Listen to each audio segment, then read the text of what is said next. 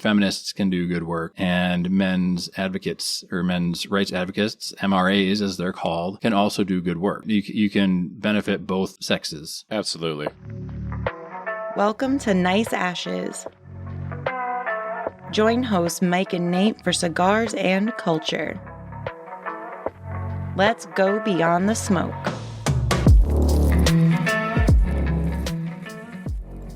What are we smoking today, Nate? Well, we are smoking one of Nate's Chicago finds. This was the one that was recommended to me by the person working in the humidor who does not normally work in the humidor, so strange for him to be giving cigar recommendations, but stranger maybe that I took it. Maybe not. It doesn't matter. I mean, anyone can like cigars, so I don't know if he did or didn't smoke. He didn't seem to be overly knowledgeable about placements in the humidor, but neither was I, so who am I to judge? This is the New World, and it is the Navegante Robusto. So this is the New World Navegante Robusto, and it is the name is AJ Fernandez, I believe, right? Yes, it is, and a well-known brand, so yes. Signs are looking good. Yeah, and it's a box press. It's got a nice little ribbon at the end. Label is sharp. It's got a lot of little seals. I don't know if those are all little seals of approval or or what, but got some gold foil on the label and real nice. Yeah, and some like conquistadors or something. Yeah. Landing on the shores of Mexico. Yes. That is what we're about. But yes, good presentation. I think this cigar was a little over $5 and one that was recommended. So it's a recommended by Binny's in Chicago. They're in Illinois, liquor and cigar shop. A little over $5. It was under $6 a stick for these New World. So I'm excited to give it a try. That's crazy cheap. It's crazy cheap at a lounge. Yeah. All right. The cap has some spice to it. Whoa. That is spicy. Holy shnikes. Yeah. Oh, it will match our episode topic then. Yes, it will. That is spicy. And the draw is good. I can't believe this is only $5. This is... Dude, I know. I'm gonna make the 12-hour round trip just to go back and shake that guy's hand. The next time that I go to Chicago, which will be my first time, I'm going to go there and inform them that I went to Chicago solely to buy a New World cigar. And to shake their hand for their recommendation. And to shake their hand. Yeah, Binny's in Chicago. Thank you. First few puffs. We'll see at the end if we are still thanking you and singing your praises, but so far. So far, so good. So far, so good. All right. So we're going to talk about a book, and Nate has the backstory on this. I want to talk about the backstory. I thought you were going to ask me why we're doing what we're doing. Well, I was about to ask you what the backstory was because you don't remember it. Yeah. No, I don't remember because I know you told me that on. I had to read it, but I don't remember the exact reasons how you even found this book. So why we're talking about this book, Mike, and I don't think we've mentioned the name of the book yet, have we? I'm not aware. Okay, we have not. So an interview came out and it came across my screens, my devices, and basically some stuff is going on in Australia because something's always going on somewhere. And a university lecturer who is named Dr. Fiona Gherkin, and she is been helping train the Tasmania police force, and she has gotten herself in some hot water for apparently agreeing with an author, Bettina Arndt, who wrote a book. And basically, this article goes through and says that the university lecturer was doing an interview with Bettina Arndt. I don't know that it was in relation to, I don't think it had anything to do with the police training. I think this was an interview that this person did with the author outside of training the police. And Bettina Arndt said that as many women are perpetrators of domestic violence as men are. And this got the Tasmania police force up in arms because they said, and they've got the stat here. So basically what the Australian Bureau of Statistics said is that of the 1,582 offenders who were proceeded against, which means brought to court, for family or domestic violence related offenses in Tasmania last financial year, 81% of those were male. Now, that sounds like the way they wrote this and the way they're expecting people to take this is that 81% of men are responsible for 81% of all domestic violences. But that's not what either of these people said, either the author or the lecturer. What they said was the perpetrators of the domestic violence are more or less split down the middle, male and female. But what the Australian Bureau of Statistics is saying is that 81% of those that were proceeded against in a court of law were men. Now, I remember this stat because you sent this for me to read, and I sent that stat back at you unprompted. I mean, 50% versus 80% is a pretty big swing. It's a big swing. Also, both things can be true at the same time. They're not mutually exclusive. Yes. And we're going to get into some of why those stats might both be true through this episode. They probably are both true. Oh, I 100% believe that they're both true. And that should be concerning, but likely not for the reasons people might think. So basically, this article about this lecturer, this doctor or professor, learned person, seemingly agreeing with Bettina here about the men and women being equal in, how would you call it? Equal in being domestic abusers or domestic violence abusers. And the learned person said, yeah, agreed with it. And then now all of a sudden is in hot water because it doesn't match the stats that the police force wants. So I was like, what's going on here? And I found out that this person, Bettina, had a book out called #Men2, and that she was a female proposing that men too, because this book came out or shortly after the whole Me Too movement kind of took off, and that she has her own thoughts on men and feminism and how the two relate and interact. And so I thought, gee, that'd be a good book for us to read for the show. And that's what we did. Yes, sir. So I took notes. Nate did not. But as long as at least one of us is taking notes, I did pull up the table of contents, though, so I can look at it and be aware of the order of things. So just to go from there. And then we can talk about the book a bit.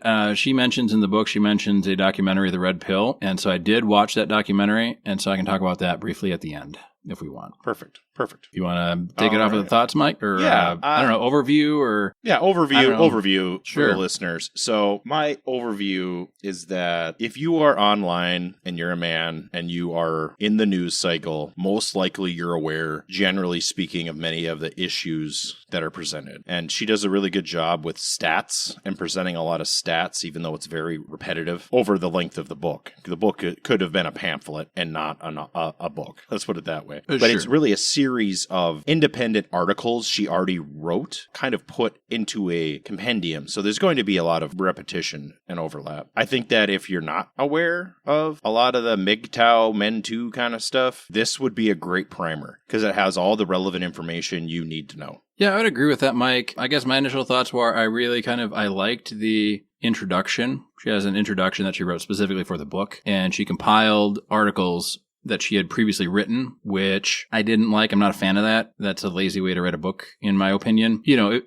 Certainly you could take those articles and expand upon them and make them fit in the bigger narrative, I think she could have done. But I feel like she just kind of copy-pasted, and maybe one or two sentences she might have updated, or at the beginning she's like, this was originally published in 2012, and since then this happened. And then she just goes right at, let's copy-paste. Here's the article. So it's kind of like, well, I spent money on the book to read it, and I could have just went and found all these articles and compiled them myself, I guess. But the introduction does a real nice job, because if you're not aware of the general premise, and we have to be a little careful because anything anybody, especially any man, says against feminism is almost automatically called a rape apologist, or I don't know, a slew of other not nice names. Yeah, sexist. I know that my wife and I have had conversations on these topics, and she gets pretty hot under the collar about some of these things. Yeah. And of course, she has no facts to back her up, which is what makes her even more angry. Yes.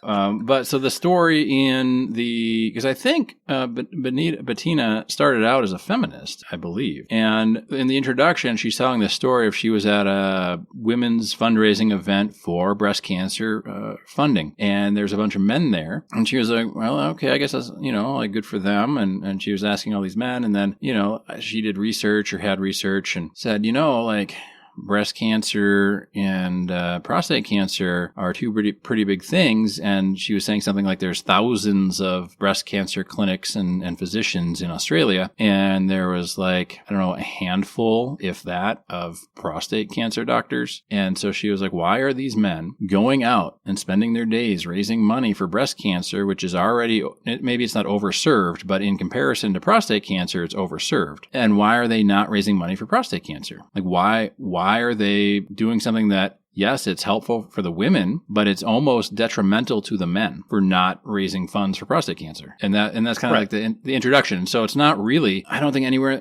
I don't know, maybe she does, but I didn't get the vibe that she was angry necessarily at feminists throughout this book. And like we said at the beginning, the two stats that we mentioned at the beginning can both be true at the same time. And feminists can do good work, and men's advocates or men's rights advocates, MRAs as they're called, can also do good work, right? You can benefit both sexes. Absolutely. But anyway, that's the introduction. That's kind of like what hooked me, and I was like, oh, that I never thought about it that way. The prostate research and the breast cancer. Yeah, I was generally aware of that fact. It's kind of one of those anomalies. I'm going to wait until this particular woman and her work has been mentioned, because she talks a lot about a concept that explains the majority of this, if it is true. So, and I think that it probably is. And women don't like it. Like, I brought this idea up to my wife, and she really doesn't like it, but she's not denied that it's true. Yeah. Let's put it that way. Yeah. And I guess, I think this book is fine. I think that the failings of the book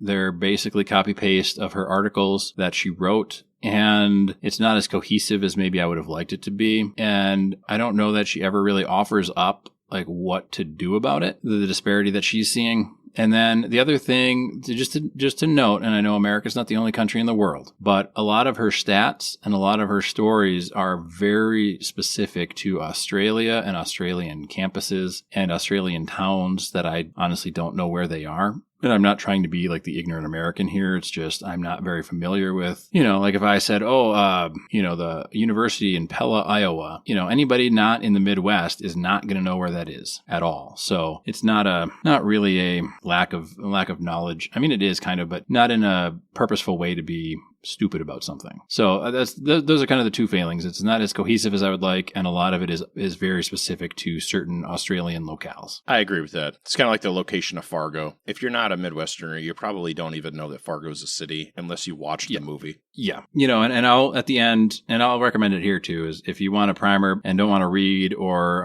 you get upset about Australian spelling because they spell things the same way the British do, like the Red Pill documentary is really good. So that's also an option just to kind of get into it. And that documentary, they actually interview feminists, they interview MRAs, men's rights advocates, they interview other people, right? So, and one of the people that they talk about in this book are the honey badgers, and they go and film and interview the honey badgers in the documentary too. So you get all different perspectives in the documentary, which kind of helps anchor things. Whereas, it was funny because, Mike, as I was going back through this table of contents, I was like, God damn, she talks about male sex a whole lot. So I don't know if she really likes riding the disco stick, or if that's just something that she cares about and men don't talk about. But a lot of it seemed to have to do with sex. Yeah, a lot of it has to do with sex, and a lot of it's repetitive. Sex at different ages, too. That's kind of nice. I appreciated that it was covering the entirety of a man's potential lifespan, at least in today's society. Yeah, for sure. All right. I'll be honest with you. I didn't take any notes. Okay. Go ahead, Nate. I don't want to step on you. No, and I don't want to step on you, but I just wanted to get those things out of the way up front about the book, because if you're going in expecting, like a deep dive into any one of these topics, they're kind of like the article depth, right? They're not a deep dive into any one necessarily thing. She talks about sex a lot, so if you're uncomfortable with that, it might not be for you. So just, disclaimers up front about the book. Not that we shouldn't talk about sex. No, we definitely should. And not sex on OnlyFans, which we'll get into later. Yes. So, let's get this started. It's broken into sections, and I'm going to break it down into chapters. So, chapter 1 was an article called Me Too, the latest attempt to crush male, and my outline doesn't have anything else, but I guess male sexuality. Yep, I have it all. Yeah, perfect. And I did not take any notes on this because it was just a rehash of everything that's in the news generally about Me Too. Pretty much. Not a whole lot of new information. Like I say, if you pay attention to the news, you know all the information that she's presenting about Me Too and the long-term consequences that women are now experiencing, where men aren't taking women on as their subordinates at the same rate they were previously, largely. So, yeah. Yes. And I don't know if it was this article or somewhere else, and I don't know if we want to hop around like this or not really, but one of the things that the Me Too movement kind of brought about was a whole slew of accusations of rape by women. We're saying this man raped me, that man raped me, and some of them going back decades. You know, they got Bill Cosby, Harvey Weinstein were some of the bigger profiled ones, right? And a bunch of others, I'm sure at all levels of fame, right? From not famous at all to famous. And it reminds me, and every time I see one of these posters, like I take a picture, send it to Mike, or if it comes across, or I, see a picture somewhere online of these posters, I send them to Mike, because it's always like, Jake and Jane were drinking at a party. They were drunk. Jane could not consent. What Jake did was rape. And it's like, well, they were both drunk, though. So that definitely happens at a later chapter, because I took notes on that. Okay, sure. Well, we'll talk about it then. But I mean, that's kind of tying it into the Me Too stuff. If you were maybe not paying too much attention to the Me Too, or we're just thinking rah-rah, because, some of those people have been acquitted, and maybe some of those people wrongfully acquitted, but maybe some of them wrongfully accused too. I don't know. Oh, for sure. And as Me Too went along, the claims became less and less clear-cut and more like, oh, I had this date and he wasn't very nice to me and he's famous. Yeah. And then, of course, it gets into this territory of, like, the unspoken thing about Me Too is that if you're a man and you don't have a position of authority, you don't have the ability to sexually abuse anybody. Yeah. So, like, the vast majority of men in society are not in a position to do that, even if they wanted to. So, well, and I think perhaps part of the thing is the narrative that a majority of men want to sexually abuse people, which I don't think is true either. I have no idea if that's true or not. I know that I don't well, I think don't, that I don't anybody would admit that to that if they did. I would like to say I don't know anybody who's like that, but it's impossible for me to know for a fact that that's true. Well, yeah, I mean, that's always the thing, is you never know. And I've been seeing a lot more of these female teachers being actually and finally like arrested for raping young men in their class, young boys in their classrooms and things. So, I mean, again, I think that's where we get into the stats at the very beginning, where it was like both of the sexes potentially are just as likely as the other to do things that are bad, right? Right. Well, and a lot of that, like I say, it has to do with positions of authority over people. And most supervisors are not really in a position of authority over their subordinates. Like, they're managers. They're not dictators. Like, a teacher is a dictator, but your sales manager... To an extent, they have to be, right? Yeah, for sure. Yeah, they have to be. But unless you're the CEO, you really don't have that sort of authority.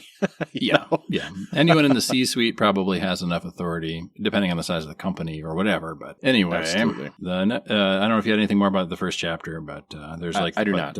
36 chapters, so yeah, exactly. We don't have to talk in depth about all of them. I just providing some highlights of the book in totality to help the listener understand what the book's about and some of the points it's trying to make. Carry on. Yes. All right. So chapter 2 is titled Men in Trouble Over Sex, the Constant Refrain. And this is an extension about Me Too. And a lot of it is about male angst and private conversations that they've had with the author. And I wrote a quote down. This is how I kept notes, as I copied quotes and then I made comments. And the quote is kind of sums up the chapter for me. And it is, while the feminists and soft men like to kid themselves that they are changing our nature, all they've really done is teach men to keep their mouths shut, while our minds still explore exactly the same topics they always have. Yep, and I remember that too. I remember that. Yeah. Yep. What I wrote down, and I agree with this, is, if you're a man, you have to keep your mouth shut. That is one of the keys to success in the modern world. It doesn't matter if it's wrong. It doesn't matter if it's right. In this world, you can be a hammer or you can be an anvil. And if you want to be a hammer, you need to keep your fucking mouth shut and strike when the time hits and no other time. Right? Yep. Well, and the men keeping their mouth shut thing is not just about sex or sexual angst. It was in this chapter, but there are a lot of things that men think about, and not even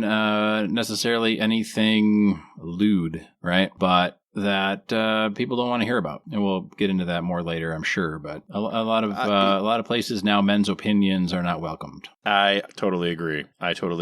And that's just part of living a successful life in today's society. So as a learn man. it or fail. As a man, absolutely. Yeah, just keep your mouth shut. Keep it to yourself.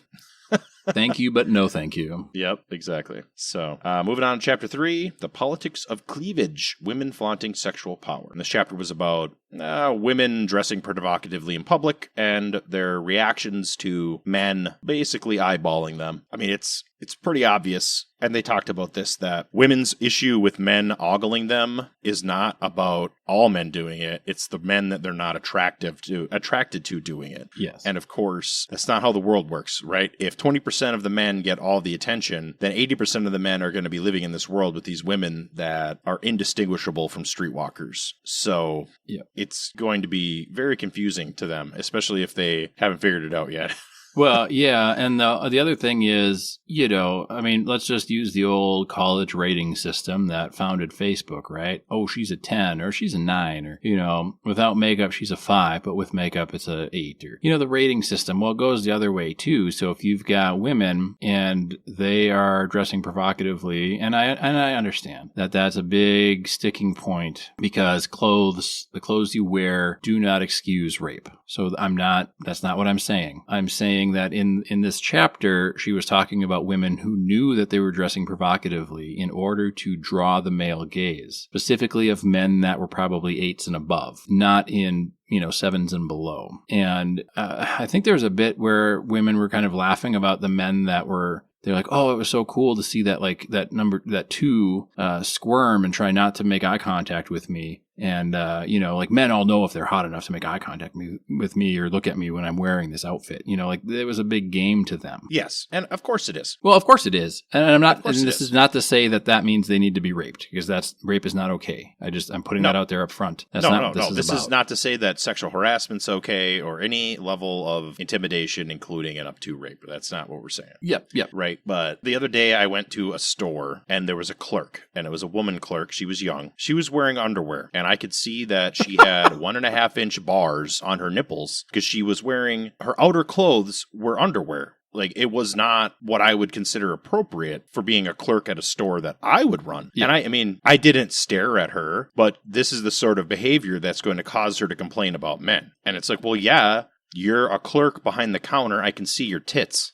Like, and you're wearing underwear as your outer clothing. What am I supposed to say? Like, there's nothing else to say. And this is not like an adult store. This is just a store. And you weren't at Fantasy Gifts, Mike? I was not at Fantasy Gifts, no. Or Pure Pleasure or whatever ABC bookstore. You weren't buying Pirates, the porno parody of Pirates of the Caribbean on 4K Blu-ray? No, I was not. This was not an adult store. And she was the only one there, so no management. And it's like, yeah, who thinks this is okay?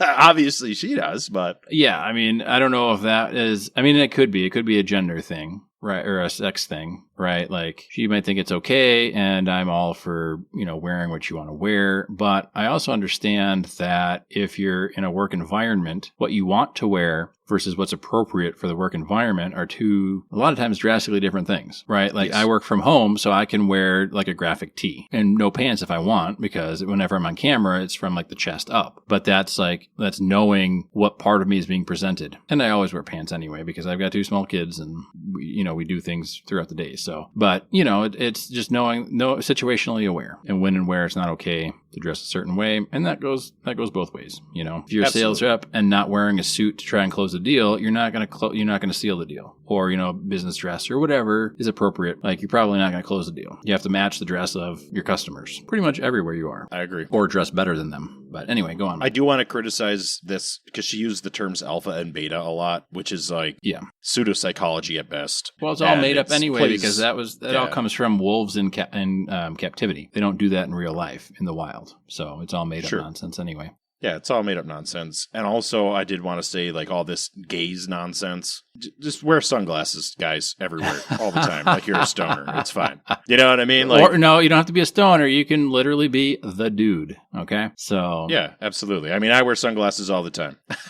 And you know what? Like, the male gaze, right? Everybody's like, ooh, the male gaze this and the male gaze that. And in film school, I took all these classes, and the male gaze was always brought up. And it was like, oh, this shot is for the male gaze. And it's like, it's a female director. Well, this shot is for the male gaze anyway. You know what sells? Marketing 101. You know what sells? Boobs, okay? Boobs. Boobs sell to men and boobs sell to women. Boobs always sell, okay? There doesn't have to be anything bad about it, okay? Free the nipple. All that stuff, do what you want. I'm not going to turn into some kind of crazed being because there's boobs about. I mean, that's we're true, but I can hardwired tell to you, look at them. We're hardwired to at look at that them. store, I was with my wife, and I didn't. I left. Like, I saw the clerk, and I'm like, I'm fucking gone. I don't want to be here. I'll go to a different store that sells the same shit. Like, there's more than one store. Oh, I'm with you, Mike. I'm just saying. I don't need to deal with this. You know, leave the problem before it becomes a problem. So, but you know what I mean. But right, exactly. But again, like, how am I boobs supposed sell, to buy so something from you? why be offended about people looking at boobs?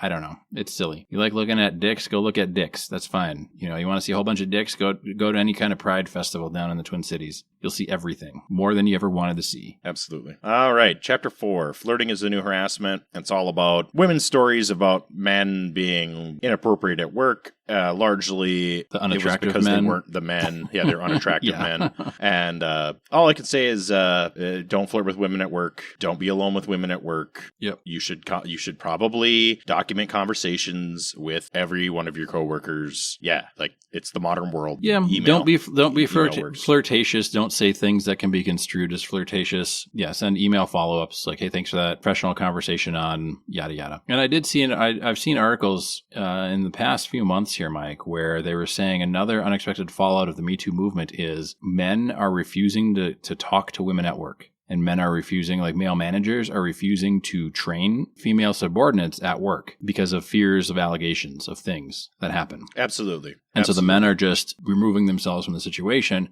which is not what you want, really. I mean, if you want women to advance, they need to be trained. And if the trainer is a man and the man's not willing to do it because they're afraid of accusations, that doesn't mean that they're a scumbag who's afraid of being caught. It means that when a female accuses a male of any impropriety, the man is never believed. The woman is believed, and then the man has to spend all sorts of money and time and effort to fight to overturn that, but by then the damage is already done. They've already been labeled that. Yeah, there's no recovery. Not unless you are already wealthy. There's no recovery. Like, you're done at that Then you can point. make whole client lists disappear. Oh, exactly. On to chapter 5. Men in pornography, the dangers are oversold. And this is dated. All the porno stuff is changing because the porn market's massive. So things like OnlyFans weren't touched on. What she did have some pretty impressive stats on professionally produced pornography. How the fear mongering over violent pornography is overblown. It's like 2%. I think that's what's her number. So it's a minimal amount. Yeah, and I think it's the same thing kind of with the video games, right? People have been saying, violent video games cause school shootings and this and that. And violence has been a part of humankind forever. So that's not it. And what she was saying for the pornography, from what I remember, is that the majority of men that watch pornography want an enthusiastic and willing partner. And so that's basically what they watch. Right. Yeah. The more or less, majority of pornography at this point is amateur pornography. And that is never violent. As far as I'm aware, I'm not like some expert, but. Yeah. I mean, blood capsules cost money. So. Right. Yeah. It's not weird. Or anything like that. So anyway, chapter 6, demonization of men, our anti-male society. I'm going to start this off with a quote, and I remember this happening at the time. Okay. Hillary Clinton said that women have always been the primary victims of war. Oh, God. And this was, of course, during the presidential election, where Hillary Clinton also said that male Bernie Sanders supporters were misogynists and Bernie bros. And then, I can't remember her name, but one of her supporters, very famous woman, maybe Betty Friedan or one of those famous feminists, said that female supporters of Bernie Sanders were there because the boys were there. And it's like, that sort of like flippant attitude is just very negative. Yeah. Well, and it's funny because it's funny you bring up Hillary, because in the documentary The Red Pill, they show a clip of Hillary being asked a question on a newscast or something. And the question was, do you support every 18-year-old, regardless of gender, signing up for selective service? And so Hillary was like, well, I don't know that I agree with what the armed services are saying, and did some more like kind of political backpedaling, and then said, but what I can say is that I encourage every 18-year-old, regardless of gender, to go out on their 18th birthday and register to vote. And then everybody in the audience lost their shit and was applauding, and it was the greatest thing anyone ever said. But she basically dodged the question. Right. Well, that's political suicide to talk about drafting women because, women don't want to get drafted. Nobody does. Well, nobody does. Yeah, nobody does. And we'll talk a little bit more about that later on. But yeah, I mean, I can tell you that one of the reasons that Barack Obama was so popular amongst men was that the war on terror was happening and they stopped reaching their recruitment goals. And then there was people bandying about having a draft to fight the war on terror. Yeah. And of course, that is just, you're not going to get young men to go with that. For sure. Yeah, well, you're not going to win votes. I mean, you can force them to do it, I suppose, right? But I think we should do a cigar check, Mike. Yeah. I'm impressed so far. It hasn't really done a flavor change. Very spicy. Love it. Yes, I like it. I peeled the label off, and there's a cool little Easter egg on the underside of the label. I saw that, yeah. The handwritten AJ Fernandez is very nice. The signature, and I took a picture for the Instagram on that. I didn't mention at top, but I'm pairing this cigar with a Castle Danger Hazy Sunday. Oh, there we go. And I am pairing mine with Crown Royal. Hell yeah. So, but yeah, get back to the article. She mentioned that the Boko Haram, they kidnapped a bunch of girls in Nigeria, and I did not know this. She said that apparently they had killed a bunch of boys a couple times before, and it never made international news. They killed thousands of men and boys in schools. And basically what Boko Haram had to do, they would go into these schools and they would let the women leave, the girls leave. They told the girls, go home, repent on your sins, and become faithful in our religion, and sent them home and then executed and burned alive, in some cases, the male students. And what happened, at least according to the news story shown in the Red Pill documentary, so I think it's a great companion piece. Like, both of these work well together because they talk about similar things, but Boko Haram didn't know what to do. They wanted the attention. They wanted media stories, and people were like, burned a bunch of dudes in a school. Nah, we got something else. We got, Harvey Weinstein over here we're going to run stories on being bad to women. And then they kidnapped the 200 girls. And all of a sudden, you had all of these powerful women and powerful people in America and all across the globe holding those signs like "Bring back our girls" or whatever. And they didn't have to kill anyone to do that, but they had killed hundreds, if not thousands, of male students before that over the course of a year, maybe a little longer. And nobody batted an eye. Yep. And I'm going to close this chapter up with some stats because these stats are going to get repeated over and over again. Sure, Mike. So after chapter 6, most of this is going to be repeated. So we're going to skip the stats in the future. So pay attention, guys. Yep. And ladies. Yeah. And ladies. We're gonna sum it up. So according to the FBI, 80% of domestic violence is mutual violence. Okay. And then that remaining 20 is single partner violence, and it's not an even split. It's majority male, but the women are like 8%, 7%. So it's not like 20% men on women violence. It's a mix. Yep. Child abuse is equal, with women in a slight lead. Child murder, women are in a slight lead. And partner murder, the majority of victims are female, with between 2/3 and 3/4 being female. Now, there was no stats on whether or not these female victims were killed by men or by women. It's implied that it's men, but it's not recorded. So let's just say 2/3 and call it good. Sure. They also mentioned that 1/3 of women experience violence at some point in their lives, while 1/2 of men experience some point violence at some point in their lives. They did not mention that men receive significantly harsher penalties for the same crimes. And I'm going to go move on to the next chapter here a little bit. I do know that stat, though, Mike. Men receive a 60% harsher sentence than women do, whereas black men receive, I think it's a 20% harsher sentence than white men do or non-black men do. But in terms of the sexes, men receive a 60% harsher sentence than women do for the same crime. Sure, meaning that if a woman gets 10 years, a man is getting 16 for the same crime. 60% more. So, yes. And then, like I say, the last stat, this is technically from the next chapter, but and this is a shocking number, kind of, that 23% of young people surveyed were aware of domestic violence against their mothers or stepmothers. 22% of the same respondents said they were aware of domestic violence against their fathers or stepfathers. Okay. So, like, that kind of backs up that 80% number where the vast majority of domestic violence is mutual domestic violence. And it's also never talked about that the key aggravating factor to individual incidents of violence where the police are called is usually the woman physically attacks the man. That is the catalyst at that moment in time. It's obviously a lot of background goes into that, right? Yeah. But the majority of the time when the police get called, the woman started a fight and the man finished it, Yep. which is kind of to be expected. Well, yeah, there was a story just to kind of go along with this in the documentary, and I don't really want to keep bringing up the documentary, but the documentary had other stats and more North American centric stats than this book did, so it resonated a little more with me, at least in the stats department. But it had a story of a man who had a friend who was and he witnessed this in his friend's house, where the man's wife was breaking glasses, trying to throw glass shards at the man, and screaming and yelling and hitting the man and causing a huge noise ruckus, and the man had neighbors nearby, and the man was more afraid of the neighbors thinking he was the one perpetuating or initiating the violence. So he would go step outside so that everybody could see that he was outside and not doing anything in the house with the noise and things. So, oh, sure. Yeah, and that's not to say all women are bad. I'm just saying that, No. for the narrative where, in the documentary, it was, I think, I think it was like 46% of women, or the domestic violence was like 40% perpetuated by women and, 54% perpetuated by men or something. So it was a lot closer than like the 80-20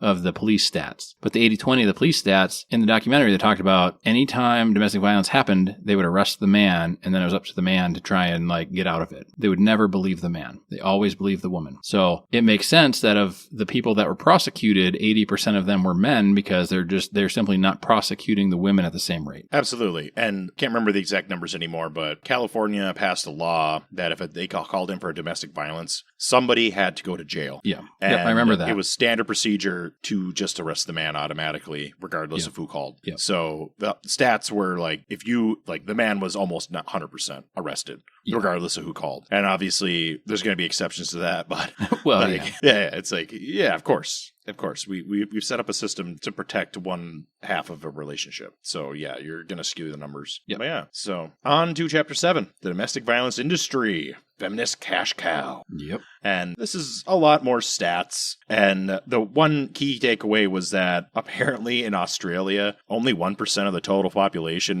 has any domestic violence reported to the police at all. Yep. So, all this stuff in context of this book, it's like you're arguing about 1% of the population. At that point, it's really a non-issue.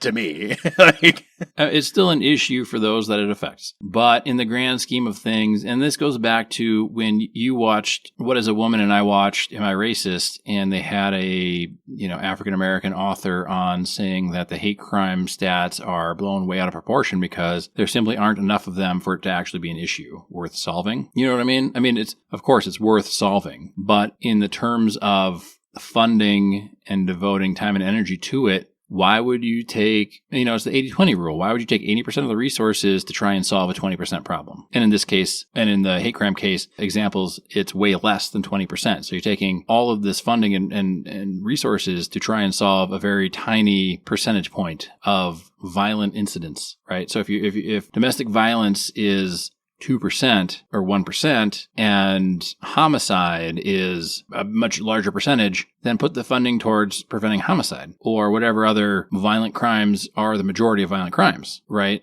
Do the thing that gives you the biggest return. Again, not saying anyone should have to suffer through domestic violence, man or woman, but again, you can take these small numbers. And it kind of reminds me of a billboard that said, 1 in 4 homeless are women. And somebody commented, well, that's a weird way to say 3 in 4 homeless people are men. Yep, exactly. Yeah, exactly. Yeah. And then, so to get back to the article. Yes, sorry for hijacking that, but stats are stats, and you have to really understand stats. What the stats are saying, not what people want you to think they're saying. Stats don't lie, but people use them to manipulate. Yes. So if you're not paying attention, and if you didn't do very well in statistics in college or high school. Yeah. Well, just like the article we read at the beginning, 80% of proceedings were men, or those brought to court, 80% of those were men. Okay, but that doesn't mean 80% of all domestic domestic violence are men. That's not what that's saying. No, that's an independent number from the... Of those that they prosecuted, 80% were men. That is completely different than saying 80% of domestic violence cases are all men, because that's not the same thing. But go on, Mike. Exactly. Anyway, they talk about divorce court a little bit, and apparently Australia has a pretty high restraining order rate against men in divorces, which it's my understanding that in the West in general, it's pretty common for women to file restraining orders against their exes. That's the MO. My parents got divorced when I was 25, and my mom filed a restraining order against my father, and he had to take all of his hunting guns out of his house. Oh, yes. I have several friends that have been through child custody battles, and almost in every instance, a restraining order was filed against them. So they could not see their children until the court had determined custody. Yes. So you're going a half a year plus without any contact with your children. And it's a tactic that lawyers use, and apparently it's legal. And your right to due process in a speedy trial is, I guess 6 months is speedy according to the courts, right? Yeah, you're at somebody else's whim, though, for sure, on what they deem as speedy. I mean, good luck trying to petition the court saying you're not giving me a speedy trial. It's been a year. And then they say, well, this one other case, it's taken 12 years to get to, or whatever it is, right? Like whatever the numbers are, I don't know. But it's up to somebody else's interpretation. Absolutely. And then as a part of this chapter 7, she interviewed another author who was doing research, and this researcher made the outright statement that the authorities have obstructed their attempts to look into the role of alcohol and drugs in family violence. So the courts don't want to take that into account, where, the role of alcohol and drugs, which I'm going to guess is directly related to family violence. I would imagine. So, I don't know what else to say. So, on to chapter 8. The fox now guards the hen house, betraying male victims. So, this is about suicide prevention and the legal system kind of being stacked against men in a lot of ways. It's pretty repetitive to chapter 7. It's a very similar article. Yeah, and we've talked about male suicide rates in relation to female rates in a previous episode, and we don't need to rehash them other than to say that more men die by suicide than women. Right, exactly. And it will sum up chapter 8 and probably this whole book, but it is... No one cares about you or your problems. You are alone in this universe, and any belief that is not true is an illusion. All right, so act accordingly, gentlemen. Like, you are alone. When shit hits the fan, no one is going to be there to help you but you. So it's just a fact. Well, that reminds me, and I'm sure I mentioned it before, Mike, but there was a woman who said, why do men suffer in silence? And a man replied, we're not even silent. We're not hiding anything. It's just nobody gives a fuck. And that is true. That is true. So, yeah. All right. So, we're on chapter 9, tilting rape laws in favor of women. And this is all about Australia. We really don't need to get into it. The key takeaway is that Australia and apparently New Zealand in that area, they got rid of manslaughter, and now they're charging everything as like first-degree murder. Okay. Which, I mean, I don't know what to say and how to feel about that, other than apparently they're overcharging murder, or they're overcharging accidental deaths as murders. Yeah. And apparently the majority of people that are getting prosecuted are men, which is not a surprise. Yep. So, but, there we go. Something similar can happen here. They'll usually try and charge you with the most severe version of the crime here. And then throughout the trial and maybe plea bargains, it gets... the charge gets lessened, perhaps. Oh, sure. Well, that's a common tactic against that prosecutors use for police is they'll overcharge the cop and then he'll get off. Yeah. Because you can't prove first degree, it's really more like a manslaughter charge. But because you weren't charged, now it's thrown out, double jeopardy. It's an easy way to get wrongdoers off if you want to not have them actually go to jail. Yeah. And if you want to punish someone, you charge them with 15 different things so they can fight some of them and maybe they can get off of the ones that are least desirable to have on your record, let's say, but then you still have 14 other charges. So the state can still make their money. Oh, yeah. The court costs have to get paid. Well, you only got convicted of a misdemeanor, but... Yeah, your taxes only pay for so much, and it's certainly not the roads. There we go. On to chapter 10, the growing power of left-wing women. And this one, she name-dropped Milo Yiannopoulos, who's going to get name-dropped quite a few times. And he's a great one to have an episode on, but he's not out of the public eye yet. But he's had quite a story arc. It's hilarious anytime he gets brought up into a conversation, to me. And then Sure. they talk about how conservatives are losing educated women voters, which conservatives have lost educated voters in general. And realistically, the only thing that can save them right now is like the immigration issue, because it's so over the top in Western Europe and the United States right now. Oh, yeah. Europe is under Europe is siege wild. almost, basically. So yeah, it's wild. And you look at their stats, and it's like the 9 murders that happened in Ireland, 7 of them were immigrants. You know, and the 2 that were native born were like interfamily murder, which it's really, you can't really get rid of that. Like, that's just kind of the nature of life, you know? Like, junkies are going to junkie, dude. So what are you going to do? Pretty much, right? Like, I don't want to be dismissive of that. It's a tragedy, but... No, but again... you can only do so much. You know, what, 2 of 9... I mean, I don't know what the stats work out to be, but that, let's just say if it was 2 out of 10, it's 20%, right? So it's not the 80%. So you're focusing... Like how you can't fix that. You can't fix the 20% because that stuff's kind of going to happen just through the nature of things, like you said. So focus on the 80%.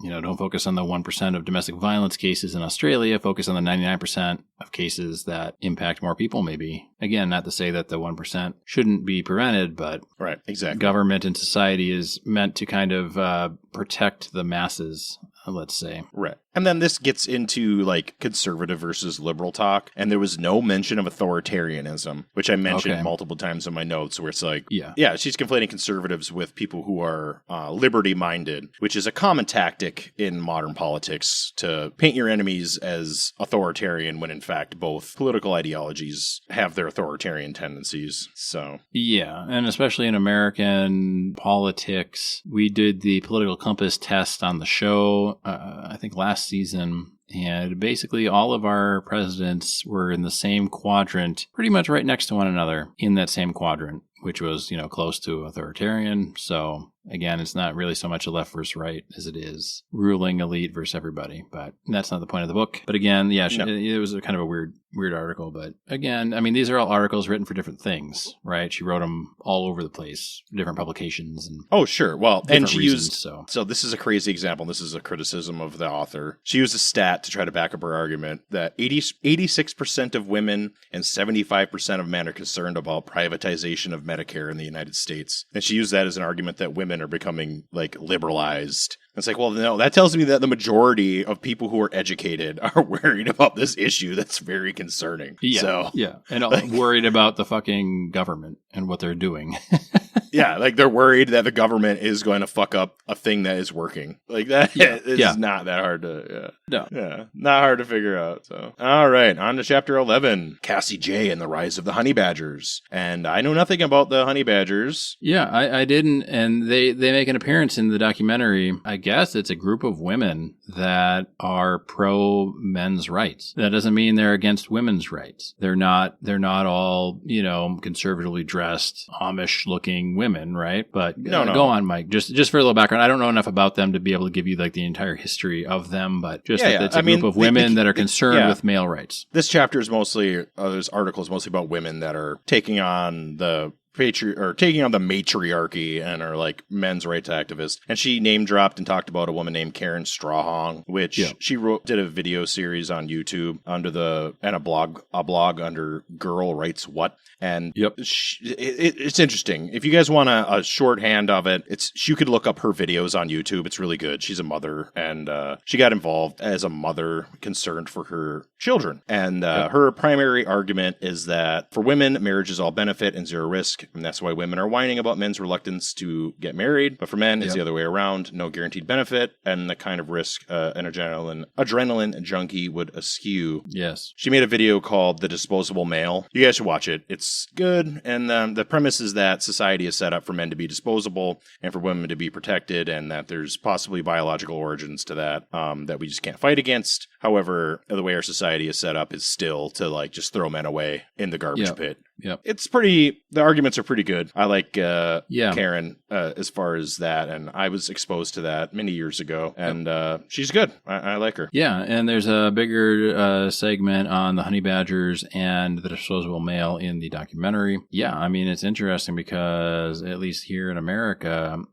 divorce, at least in a no-fault state, the woman is entitled to half of whatever the man makes. And I heard that in China, they got rid of that in their divorce law. So now there's no financial benefit for a woman to file divorce, which some women would do. And I'm not saying all women would do this, but some women would marry a older, rich billionaire and then divorce them, and they're entitled to half of their money because they make less than a billionaire, right? So you could theoretically do that. And I think there's been stories of that happening or occurring. Maybe not at the billionaire level because they might vet their spouses a little more prudently, maybe not. I don't know. But The backdrop to that is that 60% of divorces are initiated by women, and a lot of the divorce laws go back over 100 years when they were starting to be written to protect women who did not work and could not file for divorce. So, of course, the laws are written so these women could get a pension from their ex-husband who was leaving them. And that's just not the case. That's not our society anymore. In fact, women are more educated,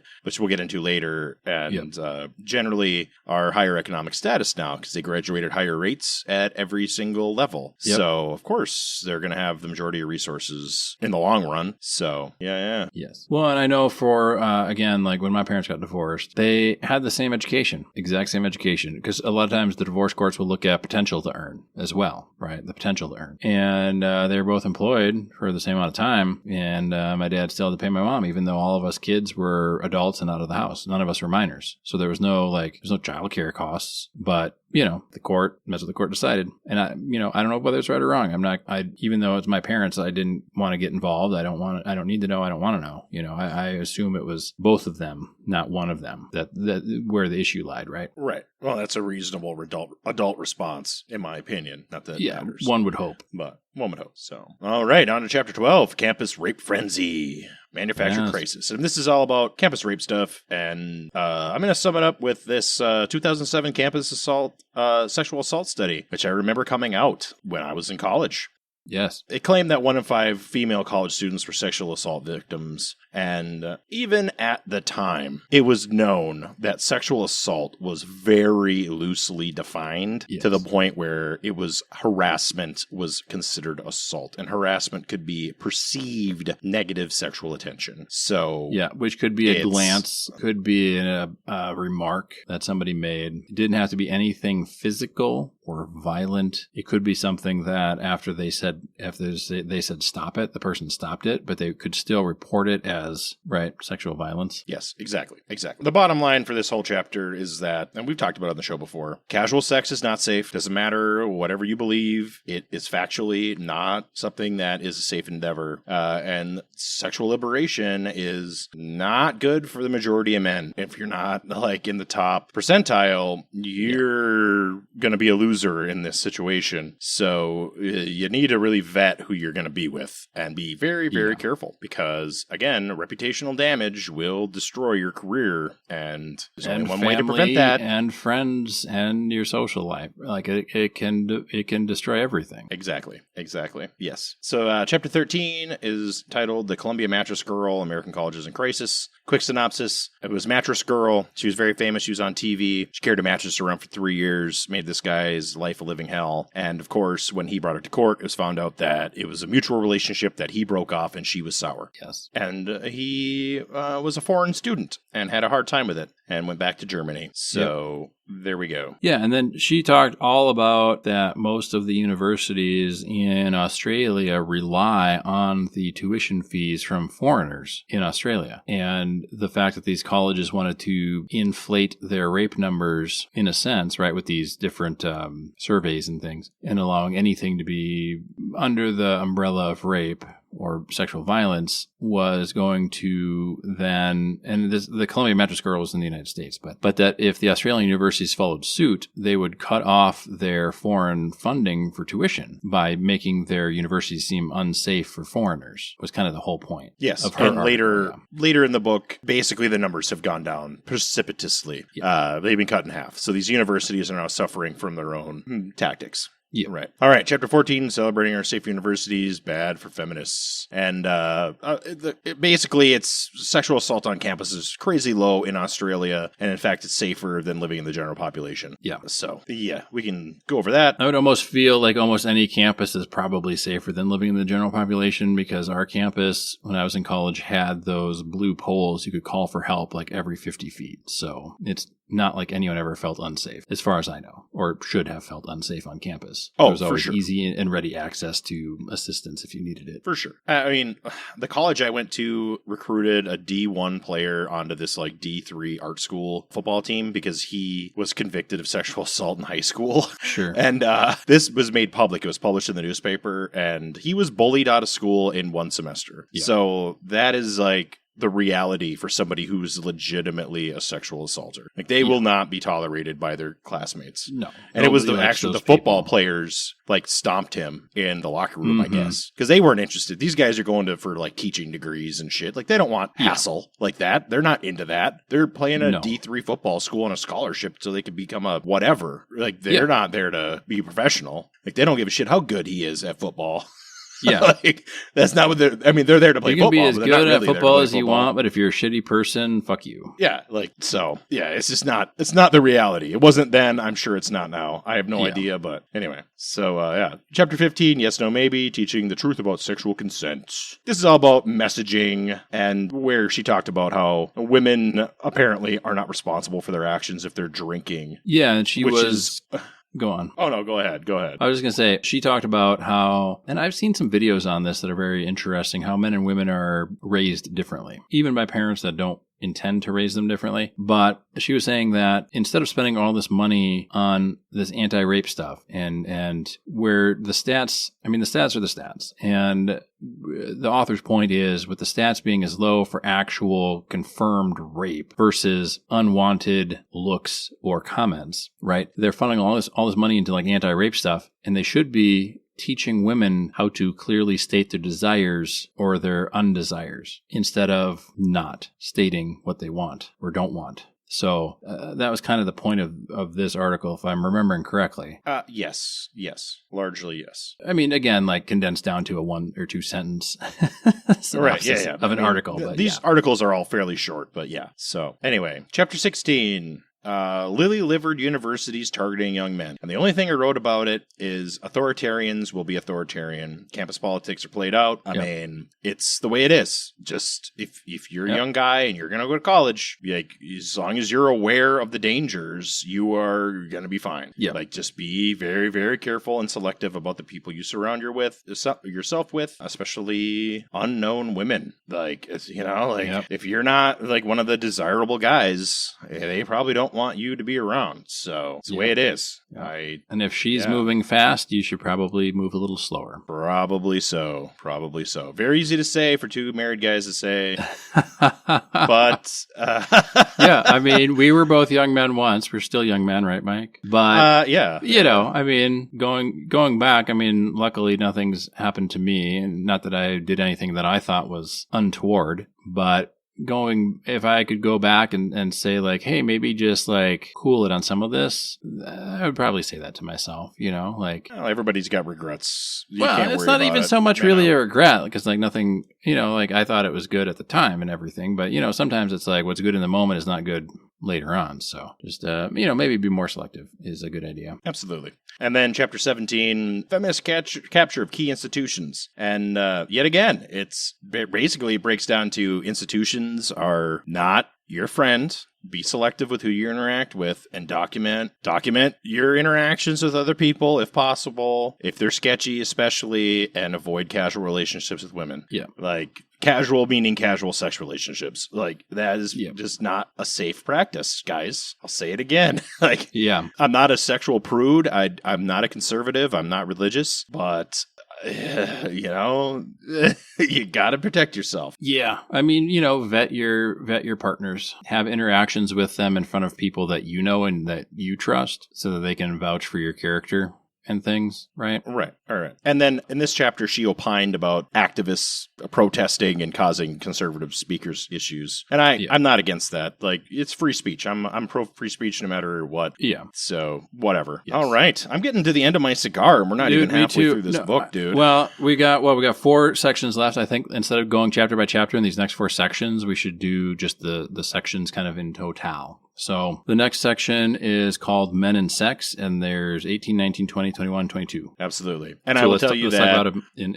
in a group. Yeah, in the group. All these are about sex and horror stories about guys getting in trouble with women that they don't know who they had sex with. And again, the point boils down to be careful with your sexual partners and how you select them, because every single one of these were a preventable accident if they would have been more discerning with their behavior. Yeah, and she talks a little bit about sexual obligation in marriage, where men want it more than women. She's talking about like sex-starved husbands, and she brings in this guy who's like a polyamorous person, or he's a homosexual, but he doesn't like monogamy. And he's like, okay, if you're married for 50 years and your partner cheats 3 times in the 50 years, that's almost like 0% cheating, and is trying to, right. Like it was kind of a weird thing where it's like, I mean, I see what you're saying and everything like that, but again, like that's for the 2 married people to decide amongst themselves. It's not really like a blanket statement saying, oh, well, you only cheated on me 4 times in 40 years, so that's whatever percentage that is. It's like,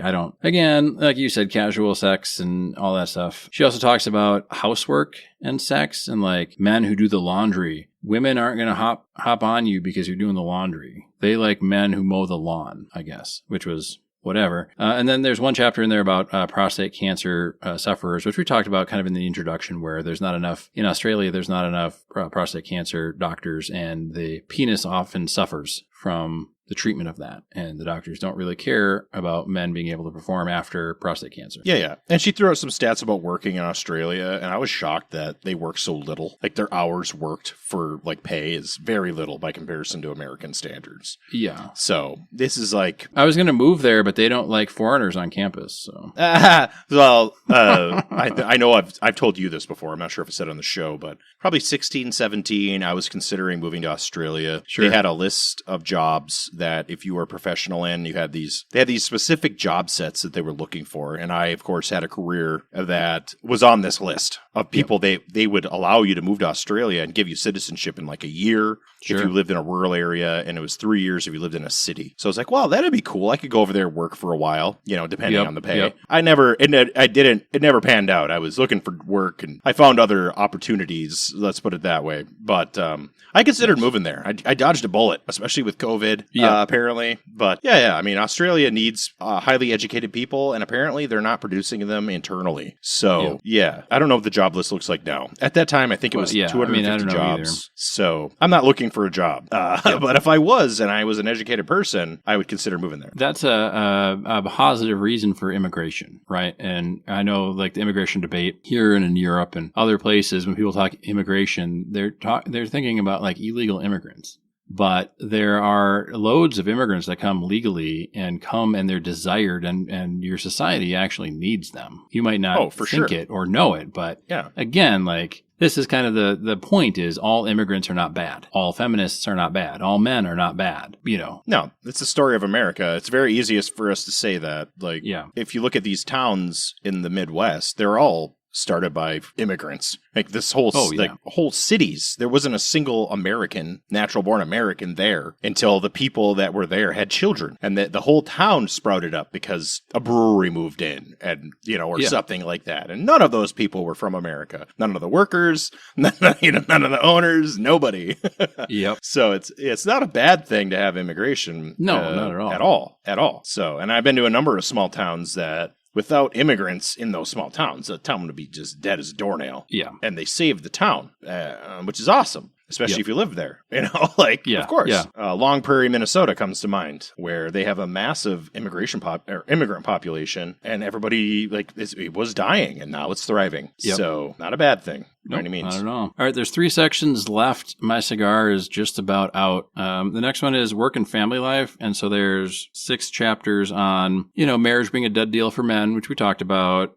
Single mothers being, propped up on pedestals. Almost, busy women, bored men, men in retirement, and I don't know, Splintering Rainbow Coalition, which I don't actually remember, but just the Rainbow Coalition's been splintering for a while, and they used an acronym, and it wasn't the current acronym, and they said it was too long, and it was like 5 letters shorter than the one that we use now. And I was like, oh yeah, the times they changed, but they rhyme they for do. sure. Yep, they're for sure. So I don't know how much we want to go into that, other than like it talks about marriage, single mothers, it talks about families, and it talks about men and women in retirement. So it kind of runs kind of the gamut of younger adults to retired adults. And then the next section is fatherhood. And they had a whole thing there about toddlers overnight care, where men weren't allowed to care for toddlers overnight because they needed the mother's attention and love, which was proven to not be true. Right. And that's Australia specific. One of the stats out of that section that I wrote down was that the rate of child abuse by biological fathers is 20 times lower than stepfathers.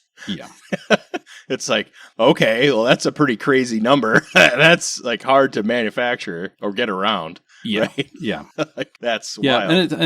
She had a whole article about like donor dads who donate all this sperm, and they're like, I don't want to meet any of the kids. And some of them are like, I want to meet all of the kids. And it's like, well, okay. That's like a super specific. Yeah, it's a very oddly specific. Very specific thing. Yeah. And then she had a whole thing on moms killing football, but I don't know if it was actually soccer or rugby, or she was using all these different... She was talking about rugby and American football and soccer. Yeah, it was very confusing because she didn't really change terms for any of them other than like, ooh, this is like a grade A, or this is a... And like, I don't know all the divisions of... Which I consider that to be a scapegoat. I have a friend who he told his son that he was going to be done with football in 6th grade. Sure. And he literally had a conversation. He said, your mother is 5'2".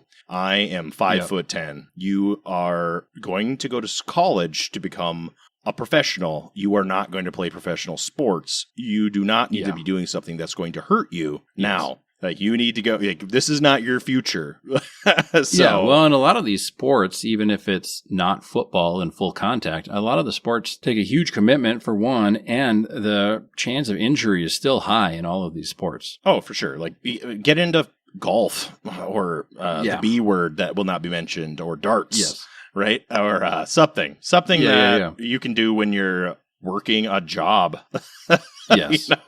So, a hobby, so to speak. And the last section is the tricky world of modern dating. And so it's, 4 chapters on older men dating, why women are losing out in the dating game, the marginal men, the men who aren't the 8s, 9s, and 10s, missing out on marriage, and, desperate and dateless, broke, older, divorced men. So I don't know. I didn't have any really points on that. I think if it's something that's interesting to you, you can certainly read it. Mike might have some thoughts. Yeah. I of course, I took notes on all this as we previously discussed. So let's see here. Yeah. Quick synopsis. Once men hit their 30s, their dating options open and women's are limited. That's well documented in the internet. Just check it out. And then they talked about how poor men have issues, and apparently the unemployment rate in Australia is fucking crazy. And then they talked about these poor dudes who are like making poor choices and continuing to not work. And I kind of have limited sympathy for that. And then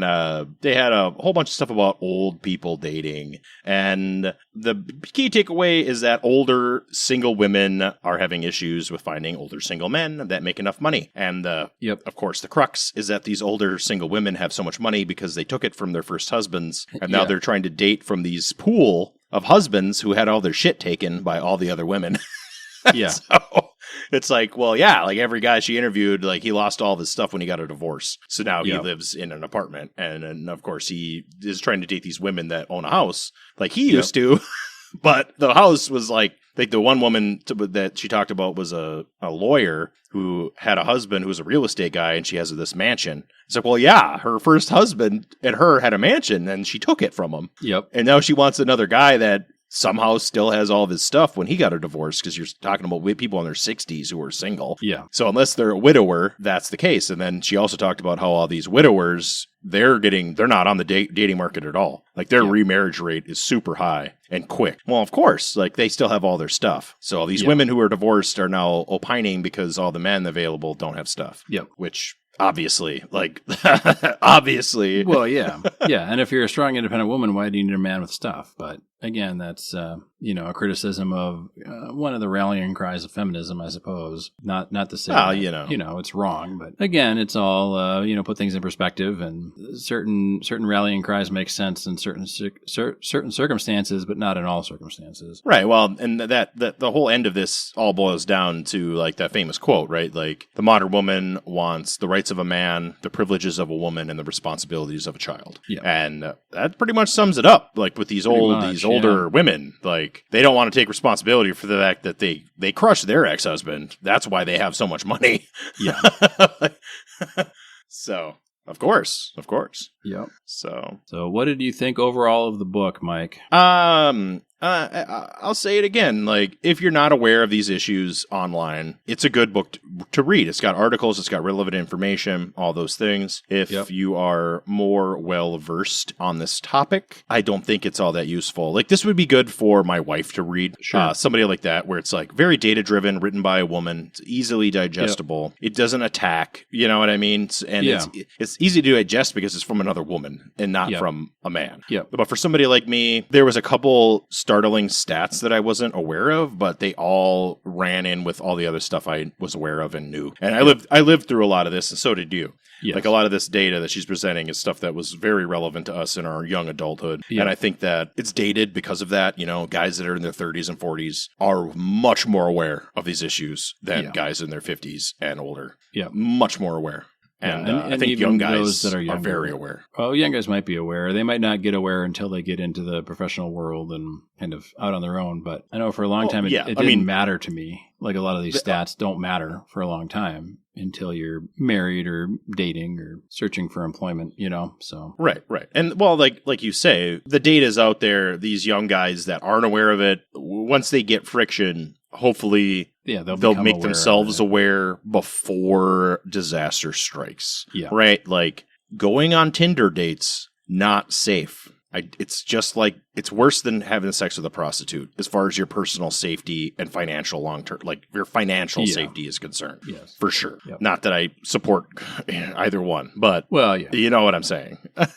Yeah, and I'll say I liked the book. It was interesting to, like you said, we're aware of a lot of the issues and a lot of the things. And it was interesting to kind of feel heard or validated by some of these articles. I mean, they're not all applicable to you or I, but as being a man in the modern world, it was nice to have somebody else saying like, hey, I see this too. I wasn't a huge fan of it being a compilation of articles she'd already written, kind of put into a compendium. I wish a little more thought would have gone into it. But again, as a primer or something, I think it's pretty good. It offsets what kind of the Me Too meant for everybody, and a lot of that stuff, and what a lot of the consequences are, because you can say like, yeah, we want this and that, but everything you do has consequences, and some of the consequences aren't seen or heard or reported on in the media. So that's good. I like it because it had made me want to watch the Red Pill documentary, which I think is 1,000 times better than this book. Not that the book is bad, but the Red Pill documentary is what I wish the Am I Racist documentary was like. It's made by a filmmaker who goes in with their thoughts and opinions and then lets the people speak and lets them tell the story and interviews all sides and lets all sides tell the story. And you can kind of see who's acting in good faith and who's acting in bad faith, more or less. And I wanted to bring this up, and I don't think I brought it up on this show yet. But kind of the whole reason I was interested in this is because right before this article about this university professor or lecturer was made aware to me, before I read that article, I had gone to an arts fair in St. Paul, Minneapolis, in the Twin Cities here, big metropolitan area. And of course, a lot of the art studios had signs saying, like, if you're a white nationalist or if you're a Trump supporter, don't come in our store, things like that. It was, several months ago, highly hot political time, right? But one of them had I don't know if it was a shirt or it was a sticker on their window that said "Dead men don't rape." Well, that is true. Also very spicy and apparently completely acceptable, because if you reverse that, Well, that's what I was saying. If you put "Dead women don't abort fetuses," right? Like I don't know. I mean, I don't know what the equivalent is. But I would never want to have a sticker like that or have an opinion like that, right? Because one, it's assuming that all men are rapists and that they should all die. So, I guess the reverse would be "Dead women don't get raped." I guess. Which is a crazy statement, like nonsensical, but also true, I guess, technically. Well, not if you're an undertaker or something, right? Well, I guess so. Leave it to Nate to bring whatever. it there. Well, I just mean, like, what's the equivalent? I mean, a lot of times you see these things where you get these news stories, and then somebody's like, well, if you reverse or put a different race in there, or different gender or sex in there, then suddenly we have a problem. Then it's not okay to say. But because it says "dead men don't rape," it's okay. But if we said, "dead women don't crash cars" or something, I don't know what, right? Like, "dead women don't go to book club," whatever it might be. Not that book club's illegal or should be. That's not what I'm saying. But the point is, if you reverse the genders, somehow then it's not okay. And presumably, if you do domestic violence is pretty well split down the middle, depending on who you get your stats from, if it's people prosecuted in court or actual real life things, you could say dead men don't commit domestic violence. But if you change it to dead women don't commit domestic violence, then suddenly it's a problem. Right. So anyway, that sticker made me a little upset, is all I'm saying. So wanted to mention that because I think that was the point. I think that these radical feminists, man-hater people, they are socially accepted, and their negative views are not punished. They're rewarded. You can make statements like that in most workplaces without consequence. Yes. And obviously, the reverse is definitely not true, and rightfully so.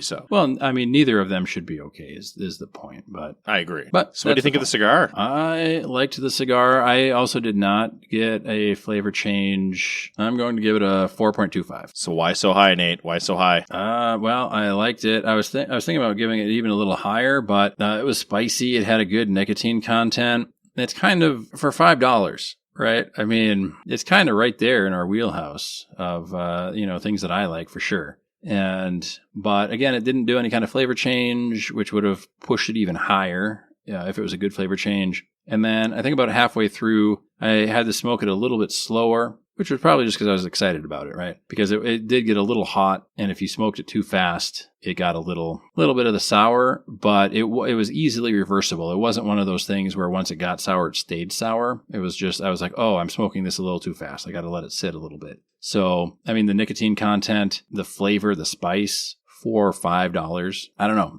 It's really good. So I waffled between a 4 and a 4.25. I raised it up to a 4.25. I like your arguments.